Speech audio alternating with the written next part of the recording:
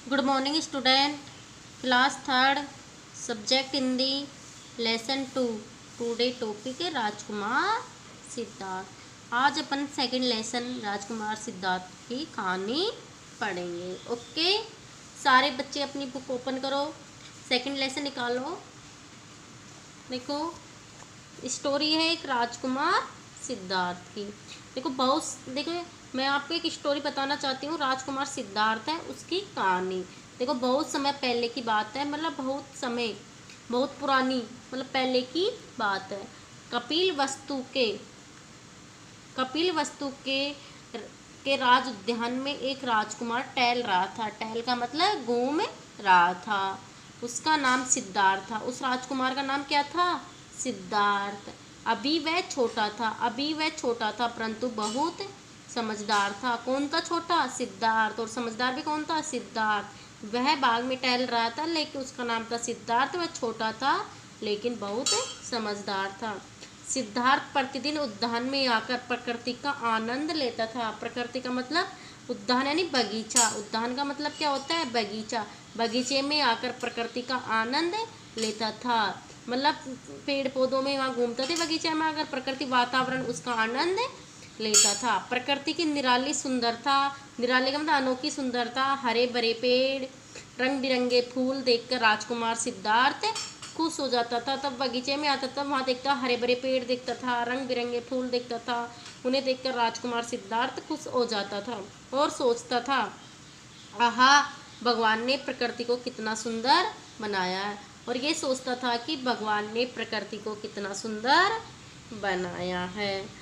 एक दिन राजकुमार जब उद्यान में टहल रहा था, उद्यान बगीचे, एक दिन राजकुमार जब बगीचे में टहल रहा था, तभी उसे एक दर्दनाक आवाज़ सुनाई दी। दर्दनाक का मतलब दुख भरी। ओके, दर्दनाक का मतलब दुख से भरी हुई। मतलब बगीचे में टहल रहा था, एक दिन बगीचे में वो घूम रहा था, तभी उसे एक दुख भरी आवाज़ सुनाई दी। यह किसी हंस की आवाज़ थी। वह आवाज़ किसकी थी? किसी हंस की आवाज़ थी।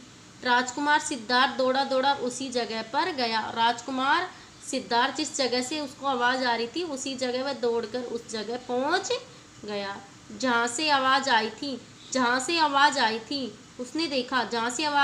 उसने देखा एक हंस तीर से घायल होकर पड़ा है। वहाँ देखा, जहाँ से दर्द भरी आवाज़ आ रही थी, वहाँ देखा एक हंस के तीर लग रहा है और वह घायल होकर पड़ा है। उसके शरीर से खून बह रहा है और उसके शरीर से बहुत सारा तीर लगने के कारण बहुत सारा खून निकल आया और उसके शरीर से खून बह रहा है। वह हंस बुरी तरह से तड़प रहा था। यह देखकर राजकुमार सिद्धार्थ को बहुत बुरा दुख हुआ। उसने प्यार से हंस को गोद में उठाया, बड़े प्यार से हंस को गोद में उठाया और धीरे से उसके अंदर घुसा हुआ तीर निकाला। धीरे से उसके अंदर जो तीर घुस गया था उसको निकाला। फिर साफ पानी से उसके घाव धोया। फिर साफ पानी से क्या किया? जहाँ अंश का घाव, तीर लगा हुआ था, वहाँ घाव हुआ था, उसको घाव को धोआ। प्यार से हंस के शरीर पर हाथ फेरा और प्यार से किसके शरीर पर हंस फेरा?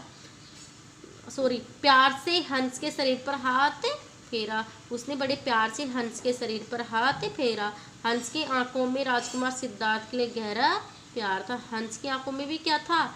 राजकुमार सिद्धार्थ के लिए गहरा प्यार था। ओके, नेक्स्ट पेज देखो।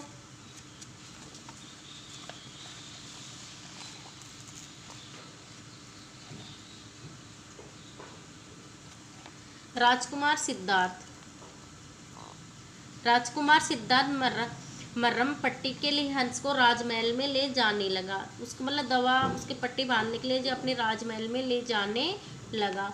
तभी उसका चचेरा भाई, मतलब चाचा का लड़का, चचेरा भाई का मतलब चाचा का लड़का देवदत्त वहाँ आ गया। तभी देवदत्त वहाँ आ जाता है और उसके हाथ में धनुष था। देवदत्त के हाथ में क्या था? धनुष। और बोला, इस हंस को मेरा तीर लगाया, यह मेरा है, इसे मुझे दे दो। मतलब हंस को घायल किसने किया था? सिद्धार्थ के चचेरे भाई ने, मतलब उसके चाचा के बेटे ने। और बताओ सिद्धार्थ से क्या बोल रहा था? इस हंस को मुझे दे दो, किसकी? इस हंस पर मेरा तीर लगा है। सिद्धार्थ ने कहा, देखो सिद्धार्थ क्या कहता है, तुमने तो इसे मारना चाहा था, मतलब तुमने तो इस हंस को मारना चाहता, फिर यह तुम्हारा कैसे हुआ? मतलब सिद्धार्थ कह रहा है कि किससे? देवदत्त से।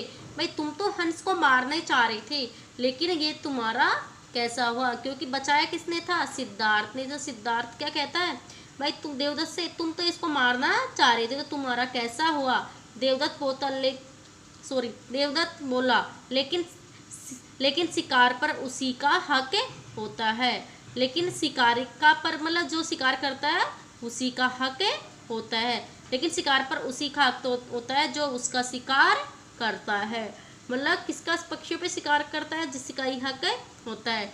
सिद्धार्थ ने कहा, इन भोले भोले जीवों को इन भोले भाले जीवों का शिकार करने से तुम्हें क्या मिलता है? ये छोटे भोले से जानवर है, इनका शिकार करने से तुम्हें क्या मिलता है? कौन बोल रहा था? सिद्धार्थ। इन जीव जंतुओं को भगवान ने बनाया है। इन जीव जंतुओं किसने बनाया है? भगवान ने। वह इस बात से कभी खुश नहीं हो सकता वह इस बात से कभी खुश नहीं हो सकता कि कोई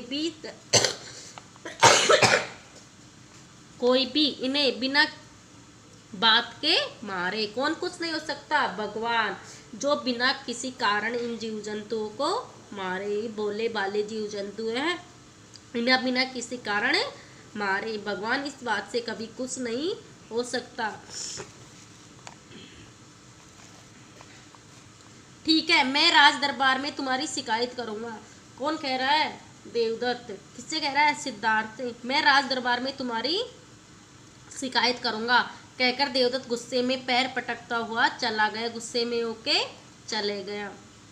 देवदत्त दरबार में पहुंचा। पीछे से घायल हंस को गोद में ले सिद्धार्थ भी चला आया। पीछे से घायल हंस को गोद में लेके सिद्धार्थ भी उसके पीछे ही चला आ गया। वहां पहुंचकर देवदत्त ने राजा को बताया, महाराज मुझे न्याय चाहिए। मैंने इस हंस पर तीर चलाया था, इसलिए यह हंस मेरा है, पर सिद्धार्थ उसको मुझे नहीं दे रहा है। वह राजा से कह रहा है। कौन कह रहा है? देवदत्त। महाराज इस हंस पर मैंने तीर चलाया था और यह हंस मेरा है, यह सिद्धार्थ मुझे इसको नहीं दे रहा है। राजा ने सिद्धार्थ की ओर देखकर पूछा, तुम हंस देवदत्त को क्यों नहीं दे रहे हो? राजा सिद्धार्थ से पूछता है, भाई तुम हंस देवदत्त को क्यों नहीं दे रहे हो?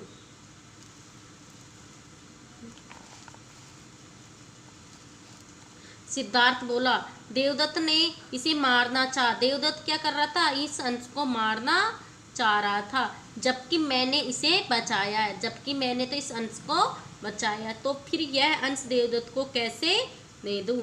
देवदत्त तो ये सिद्धार्थ बोल रहा है, देवदत्त तो हंस को मारना चाह रहा था, लेकिन मैंने इसको बचाया, तो मैं इस हंस को देवदत्त को कैसे दे दूं?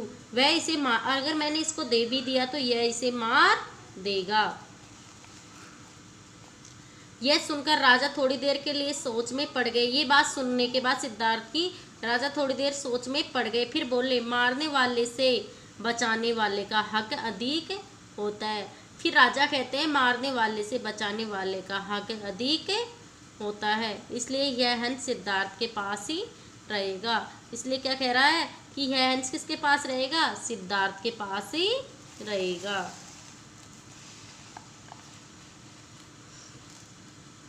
सिद्धार्थ की आंखों में अनोखी खुशी की चमक थी। सिद्धार्थ की आंखों में क्या थी? अनोखी खुशी की चमक थी। उसे राजमहल में जाकर खुद अपने हाथों से हंस की मरम्म पट्टी की, मतलब उस हंस के जहाँ घाव आया था वहाँ पर उसकी पट्टी करी।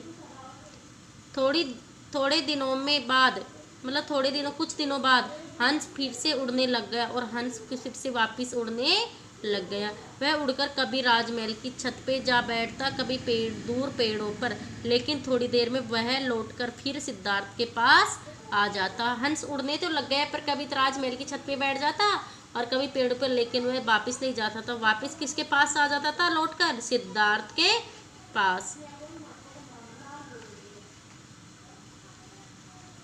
वापस सिद्धार्थ के पास आ जा। सिद्धार्थ तो हंस को देखते ही बहुत खुश हो जाता। जब सिद्धार्थ के पास हंस आ जाता, सिद्धार्थ उसे देखकर बहुत खुश हो जाता। सिद्धार्थ को लगता था कि वह कह रहा है कि तुम में तो दया और ममता है। सिद्धार्थ को क्या लगता है?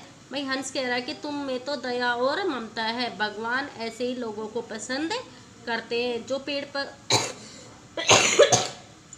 पेड़ पौधों जीव जंतुओं पर दया करते हैं उन्हीं पर कौन क्या करता है, भगवान उनको ही पसंद करता है। इस कहानी से हमें क्या शिक्षा मिलती है, मारने वाले से बचाने वाला बड़ा होता है। बहुत बड़ा होता है, मारने वाले से बचाने वाला बड़ा होता है। तो हमें क्या शिक्षा मिलती है इस कहानी से, इस कहानी के माध्यम से हमें क्या शिक्षा मिलती है, इस कहानी के माध्यम से हमें क्या शिक्षा मिलती है। देखो, इस कहानी के माध्यम से हमको भी हमारे मन में सोचना चाहिए कि जीव जंतुओं के लिए सच्चे प्यार और करुणा का भाव पैदा करना चाहिए। जीव जंतुओं, पशु पक्षियों के प्रति प्यार का भाव रखना चाहिए। ओके, इस लेसन को रीड करना है, इसके शब्दार्थों के बारे में कल हम नेक्स्ट वीडियो में पढ़ेंगे। Thank you.